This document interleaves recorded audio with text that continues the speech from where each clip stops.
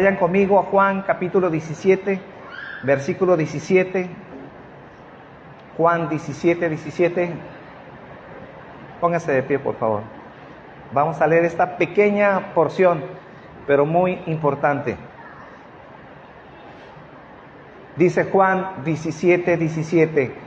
Santifícalos a través de tu verdad.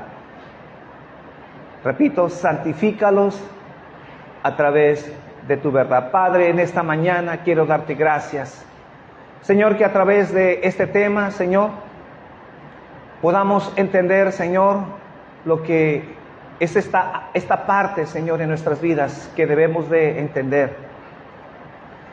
¿Qué es lo que tú haces, Señor, a la hora de salvarnos? ¿Y qué es lo que implica, Señor, en nuestras vidas? ¿Qué deberíamos de ver, Señor, en esa conversión? Y que esta mañana, Señor, ayúdanos, porque considero que este es un tema muy importante, Señor, en el cual cada uno de nosotros debemos entender, Señor, qué es lo que tú haces en nuestras vidas, Señor. Porque tú no haces nada a medias, Señor. Lo que tú realizas en nuestro corazón, Señor, es una obra divina, Señor. Es una obra, Señor, en el cual, Señor, tú has diseñado una nueva naturaleza en nuestro ser, en nuestro corazón. Y no solamente, Señor, para examinar nuestra vida y nuestro corazón, sino que podamos ayudar a otra gente que está engañada, que está confundida. Personas, Señor, que piensan que van al cielo, Señor, pero que en realidad, Señor, están bajo perdición y bajo condena. Danos sabiduría, Señor, y danos entendimiento en esta mañana. Te lo pido en el nombre de Jesús. Amén. Y amén.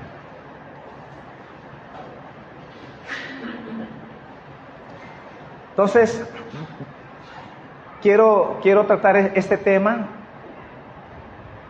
y voy a describir algunas frases, algunos puntos para describir lo que es la naturaleza de la santificación, que en otras palabras es cómo debemos de entender lo que Dios hace en nuestras vidas. Cuando hablamos de la santificación, estamos hablando una obra interna en nuestras vidas. La santificación es un proceso que desde el momento en que Dios nos salva, entonces Dios está haciendo algo en nuestro corazón. Ahora, la santificación es una acción que realiza el Espíritu Santo dentro de nuestras vidas, pero que es visible. Este proceso es algo visible. Entonces, cuando Dios nos salva, Dios nos santifica. Empezamos ese proceso progresivo.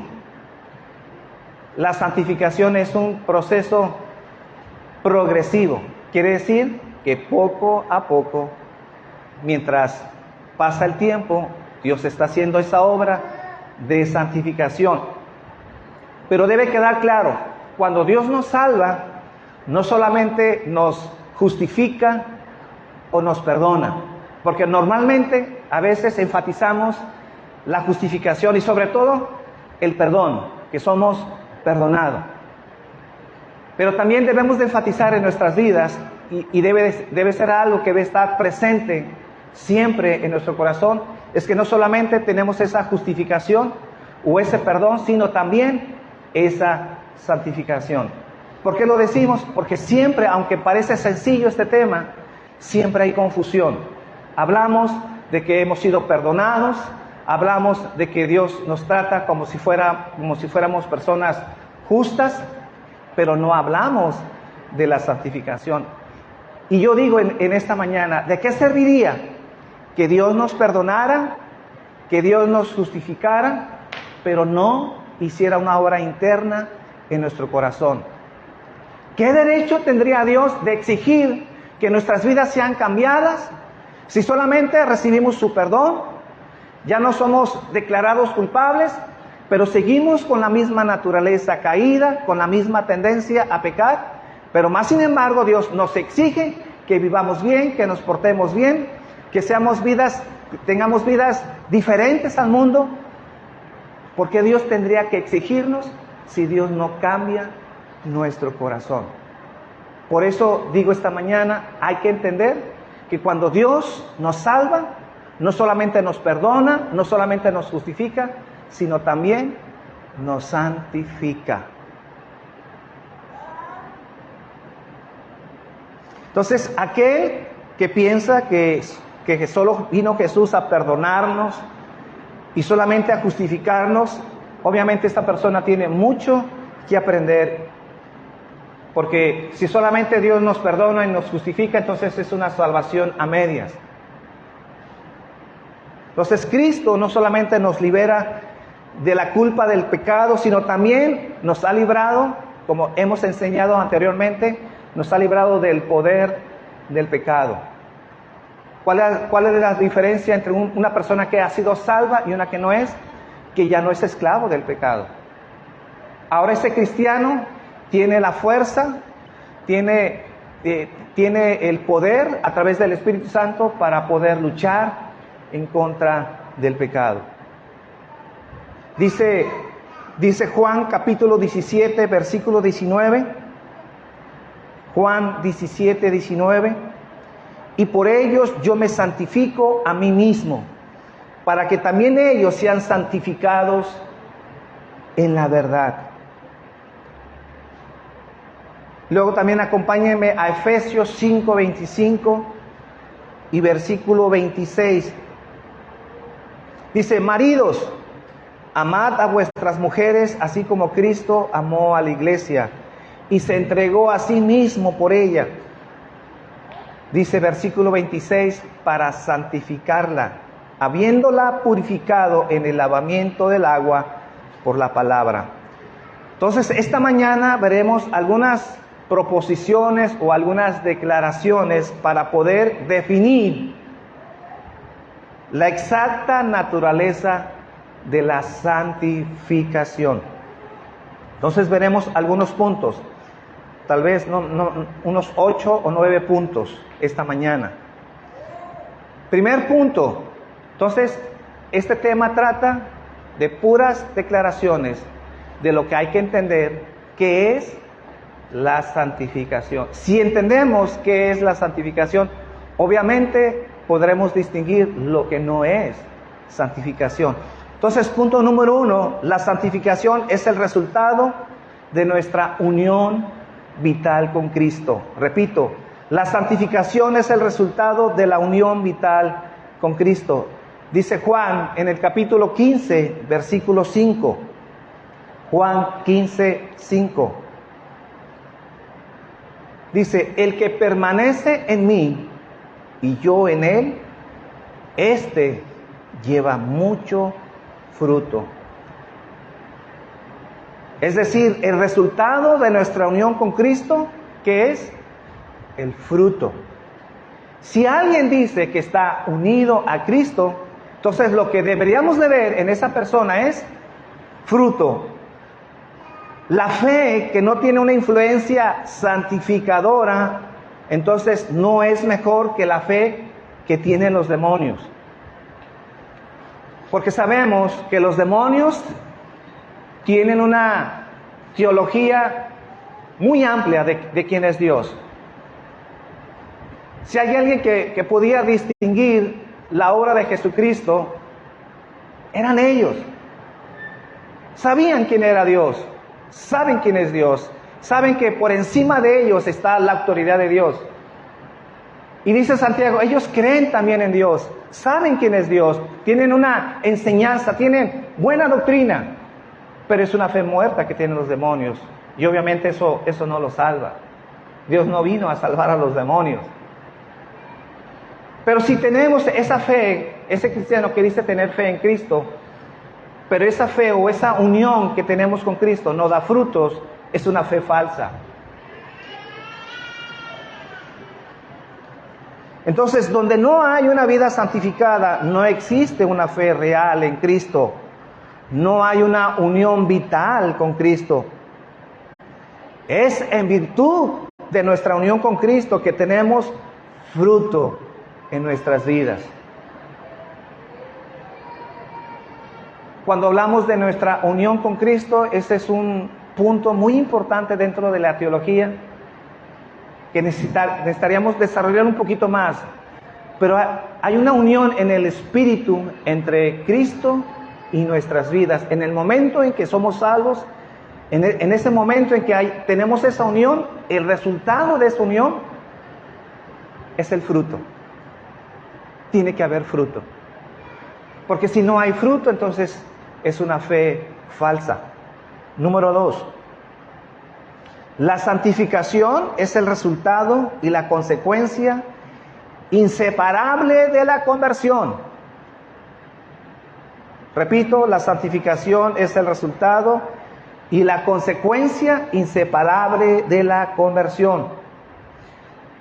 Lo que estamos diciendo en este punto es que donde hay una conversión, la consecuencia de esa conversión tendrá que ser la santificación. Cualquiera que diga que tiene conversión, la consecuencia de esa conversión tiene que haber santificación. ¿Por qué? Porque en esa conversión recibe una nueva naturaleza y un nuevo principio. Esta frase, un nuevo principio, los teólogos lo usan mucho, y yo lo he usado mucho. El miércoles lo usé, y parece, cuando no se entiende esta frase, pues, pero déjeme decirle que cuando digo que tenemos un nuevo principio, entonces estamos diciendo que tenemos una nueva base en nuestras vidas. Lo que era nuestro ser anteriormente ya no es. Un nuevo principio quiere decir que ahora tenemos un nuevo corazón, una nueva manera de caminar en esta vida. Un nuevo principio, se habla de que teníamos una inclinación al pecado, pero alguien que ha nacido de nuevo ahora tiene una inclinación hacia las cosas de Dios. Éramos aborrecedores de Dios, pero ahora en ese nuevo principio o en esa nueva naturaleza, Dios dispone ese corazón para poder obedecer a Dios. Por eso dije al principio, si solo Dios nos justifica y nos perdona, pero no cambia nuestro corazón, sería una salvación a medias. Porque ¿qué derecho tendría Dios de exigirnos que vivamos como Él, que seamos como Él, si nuestro corazón no es transformado? Porque el principio que teníamos anteriormente era hacer lo malo. Pero ahora que hemos sido convertidos, Dios pone ese nuevo principio, esa nueva naturaleza, para ahora poder hacer y vivir una vida cristiana. Entonces, la santificación es el resultado de la conversión. Entonces, donde hay una vida santa, donde no ha habido una vida santa, no ha habido un nacimiento santo. Y obviamente es duro decir esto, pero muchos que se dicen cristianos no muestran evidencias que viven una vida santa. No lo muestran. Número 3. La santificación es la evidencia del trabajo del Espíritu Santo en nuestras vidas. Dice Romanos capítulo 8, versículo 14. Romanos 8, 14. Porque todos los que son guiados por el Espíritu de Dios, estos son hijos de Dios. El libro de Romanos nos habla mucho, sobre todo capítulo 8. Yo les recomiendo que lean Romanos capítulo 8, de la obra del Espíritu Santo. Quien tiene al Espíritu Santo, este es un hijo de Dios. Hace tiempo yo me preguntaba, bueno, ¿y cómo sabemos que tenemos al Espíritu Santo? Porque Romanos 8 está diciendo, quien tiene al Espíritu de Dios, este es hijo de Dios. Bueno, pero al Espíritu Santo no lo vemos. ¿Cómo alguien puede saber que tiene al Espíritu Santo? Jesús habló a Nicodemo que el Espíritu Santo es como el aire, que no lo podemos ver, no sabemos de a dónde viene y a dónde va. Mas, sin embargo, podemos ver la influencia del viento cuando pasa. ¿Cuál sería una evidencia del viento? Cuando mueve un árbol. cuando se caen las hojas, cuando pega en nuestro cuerpo y lo podemos sentir. Tenemos evidencias aunque no lo vemos. ¿Cómo sabemos que alguien tiene verdaderamente al Espíritu Santo? Yo sé que muchos van a decir, es que si alguien tiene el Espíritu Santo es que, pues, una evidencia es que habla en otras lenguas. No, eso no está diciendo. Y nunca enseña que la evidencia del Espíritu Santo es hablar en lenguas. No. Tener al Espíritu Santo, que nos da evidencia de que somos hijos, es que vemos el fruto en esa vida. ¿Y cuál es el fruto? ¿Cuál es la guianza que dice Romanos 8:14? Porque todos los que son guiados por el Espíritu de Dios, estos son hijos de Dios.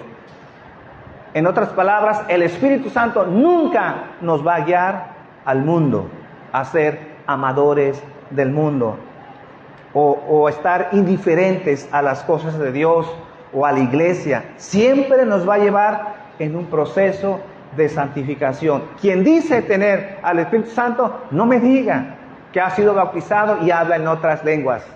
Ese sería un tema muy bueno de tocar. No, quien dice tener el Espíritu Santo, entonces, ¿cuál es una evidencia? Debemos de ver una vida transformada, una vida santificada.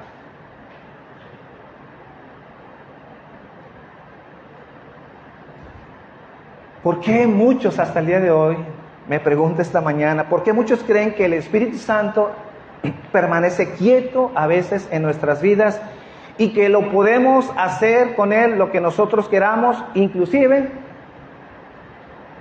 lo llevamos a revolcarnos con el mundo? No, mis hermanos, el Espíritu Santo hace que su presencia sea conocida por el fruto en la vida de un cristiano. Cuando veamos en una persona que hay amor, gozo, paz, paciencia, benignidad, ahí está el Espíritu Santo. Pero cuando veamos en alguien adulterio, fornicación, inmundicia, lascivia, idolatría y bla, bla, bla, lo que dice este pasaje, ahí no está el Espíritu Santo. Ahí no está el Espíritu Santo. Entonces, es necesario que viendo las obras de la carne en un cristiano, le digamos que es una persona que es salva. No, si vemos en una persona no las obras del Espíritu Santo, que es amor, gozo, paciencia, y solamente vemos carnalidad, no le digamos que es salvo, porque lo estamos haciendo más hijos del diablo y lo estamos condenando más. Aparte de que él está engañado, nosotros le engañamos. Tenemos que ser sinceros con las personas. Número 4. La santificación es la marca de los que fueron escogidos antes de la fundación del mundo.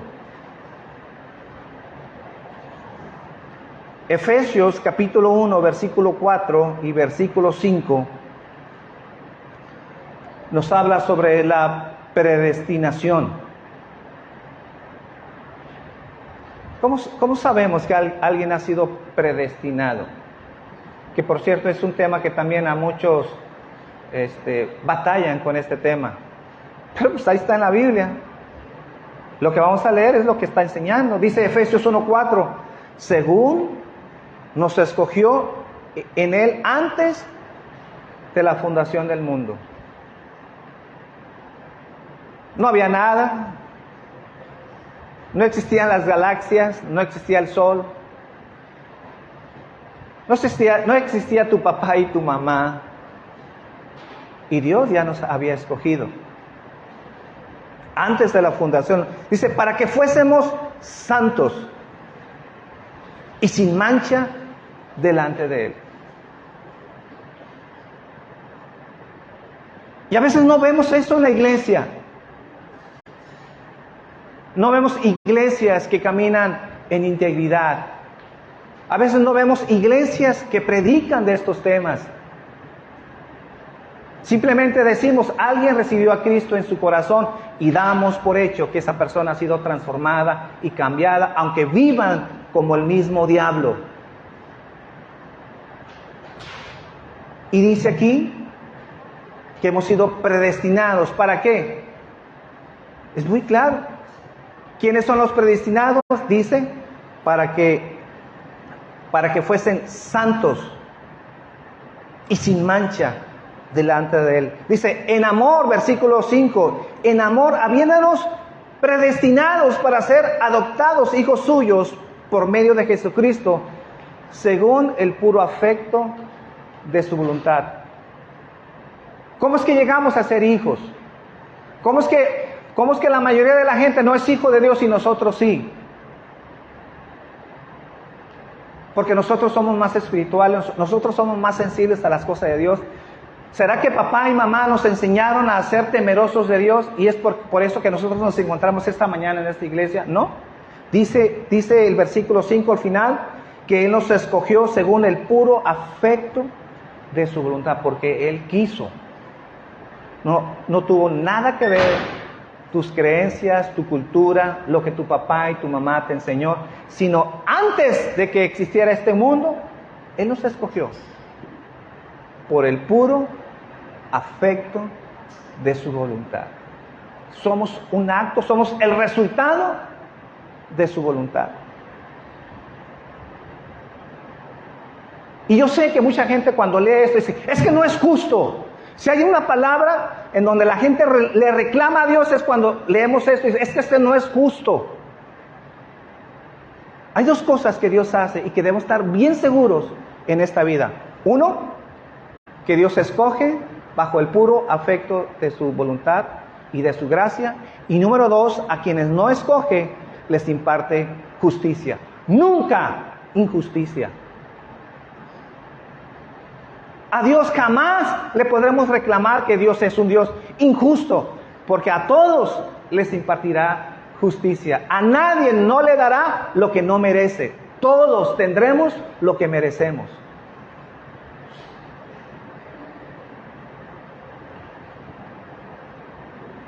Entonces, los hombres y las mujeres que han sido escogidos, predestinados por Dios, pueden ser reconocidos y distinguidos porque viven una vida santa, una vida piadosa.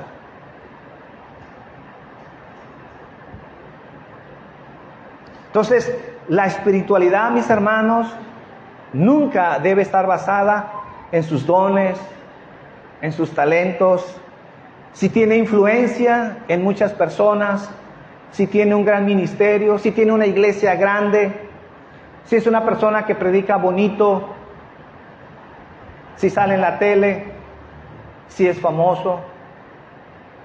La espiritualidad, la única evidencia de su espiritualidad es que camina en santidad. No me digan que sabes mucho, que tienes teología, si alguien ha sido enseñado en las mejores escuelas de teología, fue a un instituto bíblico, o eres un pastor, o predicas, tienes años predicando. Tu espiritualidad no se mide por tu ministerio, o los dones, o los talentos que puedas tener. La manera de medir nuestra espiritualidad es que caminas en santidad. ¿Cuántas veces no escuchamos decir, un siervo de Dios? ¿Y por qué es un siervo de Dios? El ungido de Dios. Porque predica bonito. Porque tiene una iglesia muy grande, numerosa. Porque sale en la televisión. Porque es carismático. Tiene don de gente. Tiene esa forma de ganarse a la gente. Pero eso no es sinónimo de espiritualidad. ¿Qué pasó con la iglesia de Corintios? Si ustedes leen 1 Corintios, si hay una iglesia en donde se movían los dones, es en la iglesia de Corintios. El poder de Dios manifestándose en la iglesia de Corintios. Pero ¿qué les dijo Pablo? Eran carnales, tolerando el pecado, el adulterio dentro de la iglesia. Pero había dones. Pablo tuvo que hablar y escribirles para que supieran cómo deberían de proceder a través de esos dones, pero antes les reprende. Los dones, las manifestaciones, no necesariamente es una manifestación de la vida espiritual. ¿Y qué sucederá con aquellos que tienen el don de sanar, de predicar? Y que Jesús les dirá en aquel día: nunca os conocí, hacedores de maldad. Personas que nunca fueron convertidas, personas que no fueron salvas, personas que a pesar de su vida, Dios en su gracia y su misericordia los usó para sanar, pero no por ellos, sino por la gente, porque Dios siempre tiene misericordia de la gente que tiene necesidad. Aunque esas personas que Dios sane, a lo mejor también se pierdan. Porque muchas veces cuando vemos en la Biblia de que esas personas fueron sanadas, que fueron liberadas de los demonios, no necesariamente dice que fueron al cielo, porque hay una palabra que dice: y fueron salvos. Si se han fijado esa persona, que después de que los sanes, y fueron salvos. Cuando dice fueron salvos, esa palabra trae confusión, porque esa palabra en el griego, en el original, obviamente puede significar ser rescatados, tener salvación, pero de acuerdo en el contexto, también esa palabra significa sanidad. Fueron salvados, fueron sanados, pero no necesariamente fueron salvos de la condenación. Y mucha gente solamente está buscando sanidad, un milagro en sus vidas. Y Dios lo puede hacer, claro que Dios lo hace. ¿Y por qué lo hace? Porque Dios es un Dios misericordioso. Pero no es la más grande necesidad que el hombre tiene. La más grande necesidad es salvación en nuestras vidas. Número 5. La santificación es una realidad del cual cada creyente es responsable. Sí, hablamos que es una obra del Espíritu Santo, quien inicia el trabajo, quien lleva la mayor parte de hacer esa transformación. ¿Y por qué digo la mayor parte? Porque aunque nosotros quisiéramos ser cambiados, cambiar nuestro corazón, eso nadie puede hacerlo. Nadie puede cambiar un corazón de piedra por un corazón de carne, si no es que antes no lo hace Dios en nuestras vidas. Pero una vez que Dios cambia nuestros corazones, eso no quiere decir que no somos responsables. Tenemos participación y debemos de entender que Dios demandará cuando nosotros no somos esas personas que debemos santificarnos todos los días.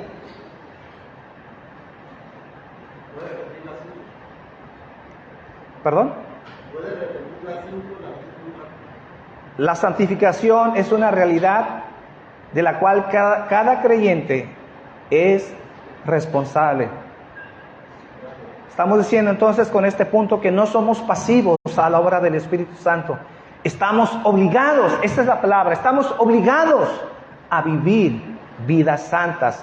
Estar pasivos en nuestro crecimiento espiritual es estar tibios, es estar fríos. Por eso la Biblia nos exhorta a no entristecer al Espíritu Santo. ¿Y cómo es que entristecemos al Espíritu Santo? Si ustedes leen ese pasaje donde dice no contristéis al Espíritu Santo, el contexto está hablando de nuestras obras carnales, de que hablamos cosas inicuas en nuestros labios. Estamos hablando ociosamente. Cuando no estamos creciendo espiritualmente, cuando no estamos buscando de Dios, es cuando entristecemos al Espíritu Santo. Número 6. La santificación es una cosa que admite crecimiento y grado. Entonces, la santificación, esto significa que la santificación es un proceso, como dije al principio, es un proceso gradual. Pero así como puede crecer la santidad en la vida de una persona, también puede decrecer. Puede ser que la vida de don Carlos por muchos años sea una vida en donde ha ido creciendo en santidad. Pero puede ser que en un momento de su vida, por un descuido de su vida espiritual, entonces ya no sea tan santo como años atrás vivió. Y esa santidad pueda decrecer. Pero no así con la justificación, porque esto es algo muy importante aclarar. La justificación es algo que sucede una sola vez. ¿Se está justificado o no se está justificado? Dentro de la justificación no hay grados en la justificación, pero sí en la santidad. Entonces, no eres más justificado cuando entres al cielo que desde el momento de tu conversión. El grado de justificación que Dios te da desde el momento en que tú naces de nuevo es el mismo grado con el cual tú entras al cielo.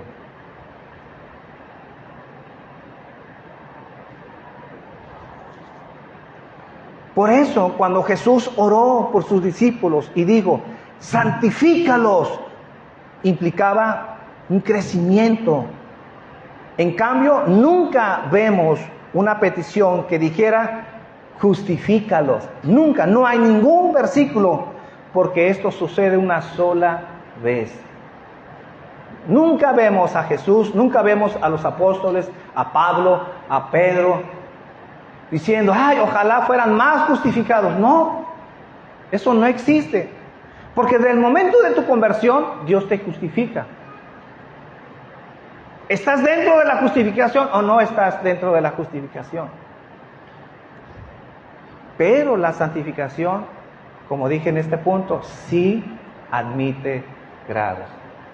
Podemos crecer en santificación cada día, sí, pero también puede decrecer. Entonces, nadie será más justificado de lo que ya es. Si tú has sido justificado,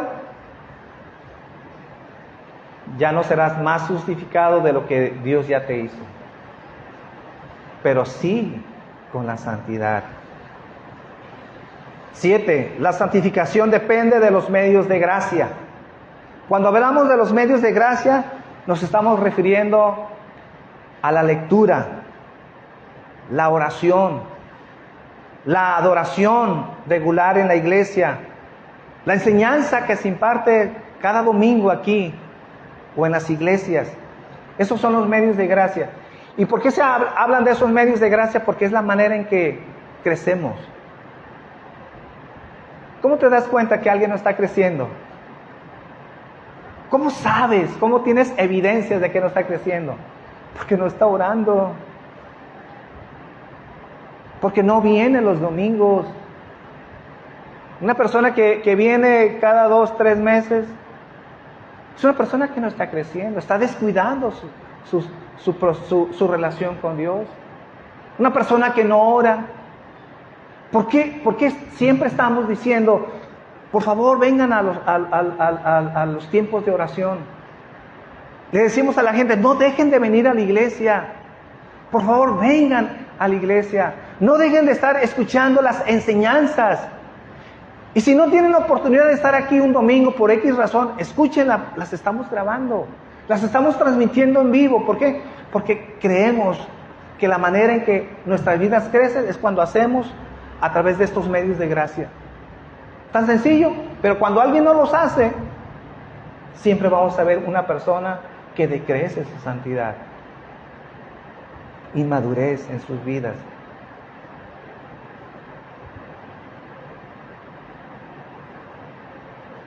Número 8. La santificación no es una cosa que alivie al hombre de tener grandes conflictos espirituales. Repito, la santificación no es una cosa que alivie al hombre de tener grandes conflictos espirituales. Yo por muchos años yo tuve esa impresión. Entre más me acerque a Dios, entre más me santifique, seguramente tendré menos problemas. Mis hermanos, no es así. El hecho de que nosotros nos santifiquemos y caminemos cerca de Dios no nos libra de tener conflictos en nuestras vidas. Yo diría al revés, más vemos esa lucha entre el espíritu y la carne dentro de nuestro ser. Ahora atendemos más esa diferencia que hay dentro de nosotros y entonces entablamos esa lucha porque ahora estamos más conscientes de esa debilidad que hay en nuestras vidas. Y no nos libra entonces de tener problemas, de tener tentaciones. Si Jesús, siendo Jesús, fue tentado y no tenía pecado en sus vidas, que era un hombre que oraba, que era un hombre que tenía relación con su Padre, no estamos exentos. La santificación no nos exenta de tener problemas. Eso es lo que decía Pablo en Romanos 7, hablando de esa lucha interna que él tenía. Y decía, oh miserable de mí, ¿quién me librará de este cuerpo de muerte? Hablando de esa lucha, porque lo que no quiero a veces termino haciéndolo. Pero aquí cuando hablamos en Romanos 7, no está hablando de un inconverso, no está hablando tampoco de un cristiano inmaduro, sino está hablando de un viejo santo experimentado en estar cerca y en comunión con Dios. Pues estaba hablando de su vida, que siendo Pablo, siendo un hombre buscador de Dios, reconocía que tenía una lucha interna dentro de su vida.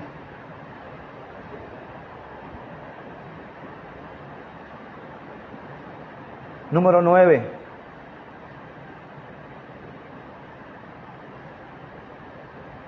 Y último punto. La santificación no puede justificar al hombre y sin embargo, esta complace a Dios. Repito, la santificación no puede justificar al hombre y sin embargo, esta complace a Dios. Las acciones más santas de los santos más santos están aún así llenas de defectos y de imperfecciones. Repito, las obras más santas de los hombres más santos que ha habido en esta historia siguen estando llenas de defectos e imperfecciones. Los verdaderos hombres santos que han existido en la historia de la iglesia, ninguno, al menos siendo verdaderos hombres santos, ninguno dijo sentirse merecedor del cielo porque han vivido unas vidas piadosas y santas. Porque la única justicia por la que podremos entrar al cielo, obviamente no es por la nuestra, sino por la justicia de Cristo. Mas sin embargo, las acciones justas de los hombres santos, aunque imperfectas, agradan a Dios. Entonces, no somos santos para ganar méritos en la salvación, porque no ganamos méritos. Y aún estamos estableciendo, y así lo creo firmemente, porque ni aún el hombre más santo que ha existido en esta tierra sería merecedor del cielo, aún con todas sus obras piadosas, con toda su vida íntegra, nadie sería merecedor, porque la única manera es que tengamos la justicia perfecta de Cristo y nuestras obras injustas le sean dadas a Él, como cantamos, glorioso intercambio. Nosotros le damos nuestros pecados, Él paga nuestros pecados y Él nos otorga su justicia. ¿Y por qué nos otorga su justicia? Para poder entrar al cielo. ¿Con qué justicia entramos al cielo? No con la nuestra, con la de Él. Y la justicia de Él es perfecta. Por eso dije anteriormente, cuando alguien es justificado, eso no crece ni decrece. Desde el momento en que entramos al cielo, esa justicia, no somos más justificados que desde el momento en que nacimos de nuevo. Simplemente o estás justificado o no estás justificado.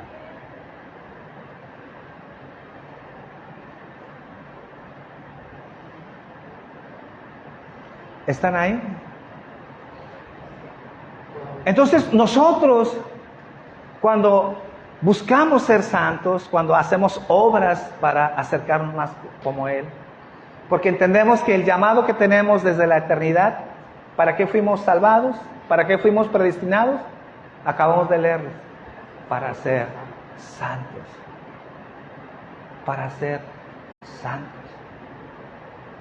Y de acuerdo a este último punto, aunque hacemos nuestras obras, nuestras acciones, aún no son perfectas, no ganamos el cielo, mas sin embargo, se complace Dios en ellas. ¿Nunca han visto a sus hijos que de repente agarran una escoba en la casa, un niño de 6, 7 años, y empieza a barrer? Y según el niño, pues quiere hacer el aseo, pero no sabe barrer, no sabe ni recoger bien la basura. Pero ¿qué hace un padre cuando ve esa acción de un niño que quiere ayudar? Cuando te ve a ti hacer el aseo y entonces él quiere hacer lo mismo, que agarra el trapeador y quiere trapear, pero tal vez está haciendo más mugre que limpieza. Pero ¿a poco no causa placer de ver la acción de tu hijo que te quiere ayudar? Que quiere echarte la mano. Entonces, Dios mira los motivos y las intenciones que hay en nuestros corazones.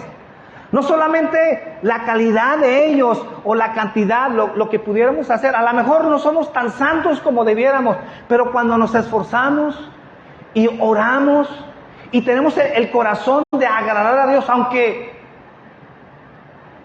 seguimos viendo que somos imperfectos, que aunque a veces quisiéramos hacer una acción bien, a ver si resulta que nos sale mal, Dios se agrada porque ve nuestra acción, nuestro corazón, aunque esas obras a veces resultan insuficientes, pero Dios ve nuestro corazón y nuestra intención.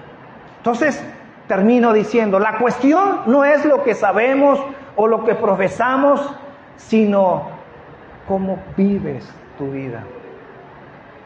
Mucha teología, mucha doctrina, mucho bla, bla, bla, bla, bla. Yo ya conozco a algunas personas, mucha doctrina, mucho conocimiento, pero poco fruto en su vida. ¿De qué sirve tener teología y no estar comprometidos con Dios? O no estar comprometidos con tu iglesia. A muchos no les gusta el compromiso.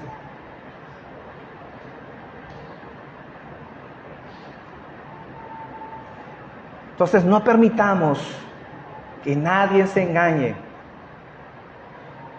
Y cuando veas que alguien está engañado, tampoco te calles, por favor. Ayúdalo. Esa es la obra de la iglesia. La semana pasada estuvimos hablando de que la iglesia es columna y baluarte de la verdad. Si no hacemos nuestro trabajo, nadie lo va a hacer.